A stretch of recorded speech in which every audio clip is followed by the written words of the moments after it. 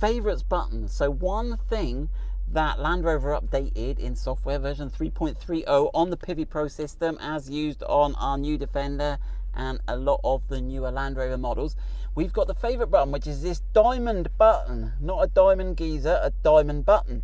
Now, apparently when it comes to children, we're not allowed favorites, but we are allowed favorites when it comes to buttons. So basically this is a shortcut button. Now in the old software, and we do have to remember that, so when we bought this car new, it had a down level version of software that was current at the time. It only had certain features that I could select, and I'll share this spreadsheet, I'll put the link.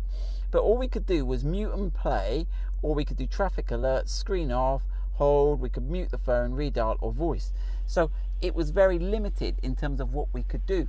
But now Land Rover have added all these extra features that we access. Now I haven't paid for this update. This is a free update that Land Rover has provided over the air.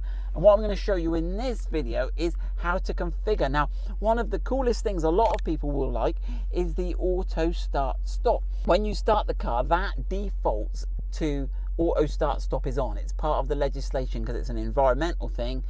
So when you get to traffic lights, the engine cuts out. But some people don't like it in certain situations. And I'm not necessarily condoning anything anti-environmental. But with this favorites button, we can set this car up, and we're going to show you how to do it with one quick press of the diamond button without even taking our hands off the steering wheel, and we'll kill auto start stop for the rest of the journey. So that is what I'm going to do, but I'll also show you the other things it can do. So right, without talking anymore, so let's just show you how the favorite button works, and then we'll show you how to select. So it's got two modes, long press and short press. So we'll do short press first. Right, and what you'll notice it does, I've got it configured to mute my stereo system. So right, so if I turn it on, the music should now, your attention please. There you go. We will And then if I press it, okay, so it toggles. A short press will mute the sound system, another short press will bring it back again. So if you want to shout at the kids, you can turn it off and then put it back on again. Right, so that's that. Right, long press, what have we got it configured? I can't remember. So you it was your driver's heated seat. Oh yes, so look, so it turns my driver's heated seat, and then if I do a long press on the button again, there you go, it turns. So you can use it to do all sorts of, it's basically a shortcut button that you can control from the steering wheel without taking your eyes off the road or moving around. So right, how do you set it up? So you go into your settings menu, you go into the apps, so you can see your profiles, you scroll down to the apps one here, and then it's got the favorites button. Okay, now what it will, there we go. So you can then say, right, what do you want the shortcut to be on a short press? Okay, and you can select from all these things. So this is where on my spreadsheet, this is, so in each of these there's some menus. Oddly, cancel guidance is selectable immediately, but all the others are hidden. I can't toggle it off, I'll have to toggle something else. All the others hidden in here. So we could get Apple CarPlay, but that comes on automatically. We could get the cameras to work. So you can select from all of these, but you can also, for each one of these, you've got a whole menu of items. So that is what I've done in my spreadsheet, and I'll put a screenshot of it on the screen now. It's easier than looking at mine. And then likewise for long press, you get exactly the same choice. There's no difference in the selection for short and long press, so you have to configure whatever you want it to do.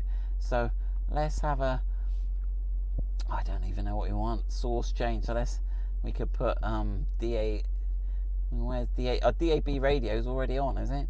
So I'm gonna have an FM radio. Okay. Oh, does it toggle between? Between them. Okay, we'll try that then. So which one was that under? The long press. So long press, we've got source change, and we'll see how that does. So let's try now. So short press, right, brings the camera straight up. So that might be useful for some people. And then what happens if we press it again? Does it toggle it off? No, it'd be good if it toggled it off, wouldn't it? Because it's sort of ignoring my command. So Land Rover, if you're listening, can you make it like you did with the mute? You toggle it, it brings the cameras, and then if you press it again, it takes them off again. That might be nice. Right, so let's see how it gets out of this now with long press. So yeah, we can hear it's changed the radio, but we don't know what it's on unless I go to the home, and we can see the source button is, yeah, it looks like, and if I press the long press again, there we go, and then press the long one again. Yeah, so it's cycling through the different, and oh, let's turn that off.